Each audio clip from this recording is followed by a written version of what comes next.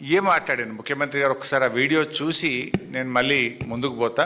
ఒకసారి నిన్న ముఖ్యమంత్రి గారు మాట్లాడినటువంటి మాటల్లో శాడిజం ఎట్లా ఉందో, ఒక సైకో ఎట్లా ఉన్నాడో ఒకసారి చూద్దాం.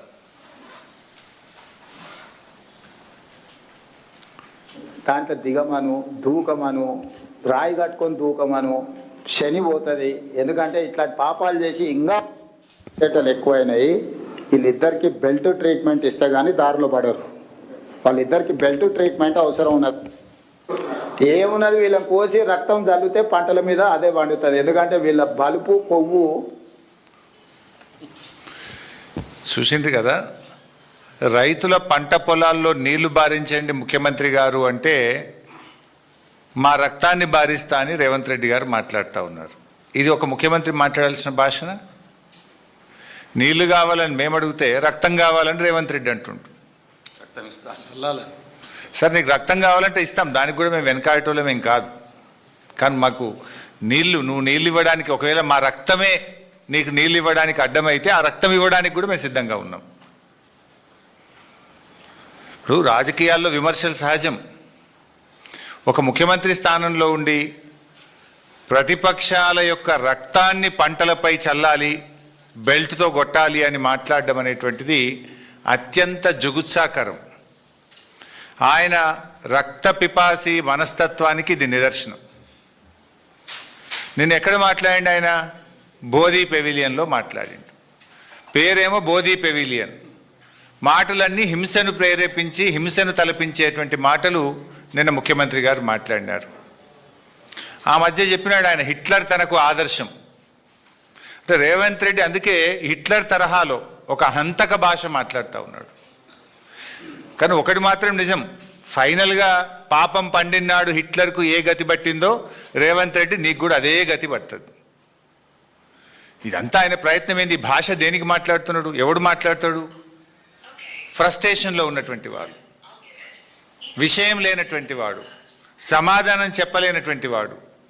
సమాధానం ఉంటే, విషయం ఉంటే, పరిజ్ఞానం ఉంటే, సత్తా ఉంటే విషయం మీద మాట్లాడతాడు. ఫ్రస్ట్రేషన్ కనబడుతూ ఉంది నీ లోపల.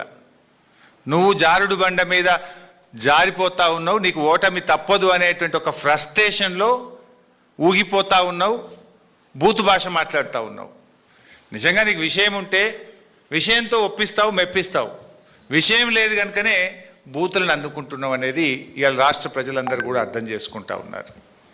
ముఖ్యంగా ఇప్పుడు మీరు ఆ భాష చూసినారు, ఇంకా చాలా ఉన్నాయి. అసలు పిల్లలు చూస్తే, టీవీలు చూస్తే పిల్లలు ఖరాబ్ అయిపోతారు. ఈ భాష చూసిన తర్వాత, ఆయన నిన్న మాట్లాడినటువంటి మాటలు విన్న తర్వాత, షాబాద్లో 3 పసిపిల్లల్ని 3 పెద్దవాళ్లను 6గురిని గొంతు కోసి కిరాతకంగా హత్య చేసినటువంటి ఆ రాజ్ కుమార్కు ఈ రేవంత్ రెడ్డికి మధ్య నాకు పెద్ద తేడా కనబడతలేదు. ఒక సైకో మనస్తత్వం, వాడొక సైకో రాజ్ కుమార్. నిజంగా ఎంత సైకో అయితే నాకు దక్కని వాళ్ళు ఎవరికి దక్కద్దు అని చెప్పి ఆ 6గురిని ఎంత దారుణాతి దారుణంగా కోడిని మెడకాయ కోసినట్టు కోసి చంపినాడు. పాపం ఒక ఉన్మాదిగా వ్యవహరించినాడు. ఎంత బాధ కలుగుద్దంటే, పాపం ఇప్పుడు ఒక్క అమ్మాయి మిగిలింది అక్కడ. చెవులు వినబడవు, మాటలు రావు, కాళ్ళు లేవు. ఇప్పుడు ఆ అమ్మాయి పరిస్థితి ఏంటి? ఇంట్లో 6గురిని చంపేసిండు వాడు, ఒక్కటి మాత్రమే మిగిలింది. ఆ బిడ్డ, ఆ చిన్న పసిపాప, ఆమె కూడా పెళ్లిగాని అమ్మాయి. ఇప్పుడు ఆ పిల్ల పరిస్థితి ఏంటి? ఇంత జరిగితే పక్క రాష్ట్ర ముఖ్యమంత్రి స్పందించిండు ఆ సంఘటన మీద. కానీ ఈ రాష్ట్ర ముఖ్యమంత్రికి కనీసం ఆ సంఘటన మీద స్పందించలేదు ఇప్పటిదాకా.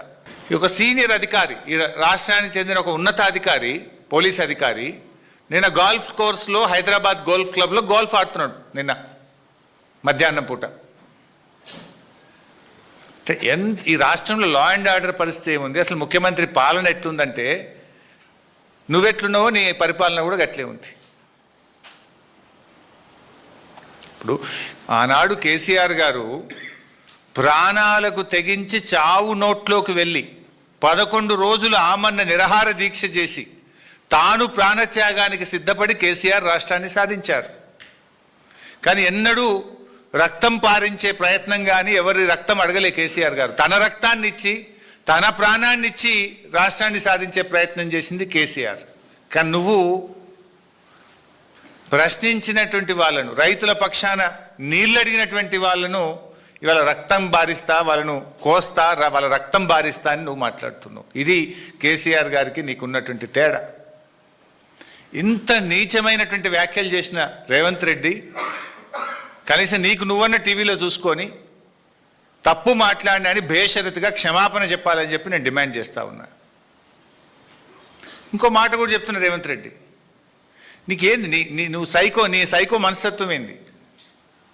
అంటే మమ్మల్ని తిడితేనో, మమ్మల్ని జైల్లో పెడితేనో, మా రక్తం బారితేనో రైతాంగానికి నేను నీళ్ళు ఇస్తా అంటే అందుకు మేము సిద్ధం. జైల్లో పెట్టావో పెట్టు, మా రక్తం కావాలన్నా తీసుకో, కానీ రైతులకు మాత్రం నీళ్లు పారించు. ఇప్పుడు రేవంత్ రెడ్డి నీ నోరు నీ ఇష్టం, నువ్వేమన్నా మాట్లాడుకో, కానీ నీళ్లు తెలంగాణ, నీళ్ల విషయంలో నీ ఇష్టం వచ్చినట్లు చేస్తా అంటే కుదరదు. నువ్వేం మాట్లాడుతున్నావు? కన్నెపల్లి కట్టుకొత్తవా రేవంత్ రెడ్డి అంటే ప్రతిపక్షాల కంఠం నొక్కుతా అంటున్నావు. నువ్వు కన్నెపల్లి కట్టుకొత్తవా రేవంత్ రెడ్డి అంటే మా కంఠం నొక్కుతా అంటుండు. నీ ఉద్దేశం ఏంది? మాకు ఉద్యమాలు కొత్త కాదు, పోరాటాలు అంతకంటే కాదు. తెలంగాణ ఉద్యమంలో అనేక సార్లు అరెస్ట్ అయినాం, జైళ్ళల్లో పడ్డాం. మాకేం అరెస్టులు జైళ్ళు కొత్త కాదు. ధర్మం కోసం, న్యాయం కోసం, రాష్ట్రం కోసం ఆనాడు అరెస్టులు అయినాం, జైళ్ళల్లో పడ్డాం. ఇవాళ లక్షలాది మంది రైతుల కోసం జైళ్ళల్లో పడడానికి సిద్ధం, రక్తం ఇవ్వడానికి సిద్ధం తప్ప నిన్ను మాత్రం వదిలిపెట్టము. ఈ రాష్ట్రం ముఖ్యం, రాష్ట్ర రైతాంగం ముఖ్యం, రాష్ట్ర ప్రజలు ముఖ్యం, రాష్ట్ర ప్రయోజనం మాకు ముఖ్యం. మా గులాబీ సైనికులు, బీఆర్ఎస్ కుటుంబ సభ్యులు ఎవరు కూడా నీ తాటాకు చప్పులకు భయపడడానికి సిద్ధంగా లేరు. ఇలా ఈ రాష్ట్ర ప్రయోజనాలు, రైతుల ప్రయోజనాలు అనేటువంటివి ముఖ్యంగా ఇది బీఆర్ఎస్ పార్టీ రాష్ట్రం కోసం ప్రాణత్యాగాన్ని సిద్ధపడి తెచ్చినటువంటి రాష్ట్రం ఇది.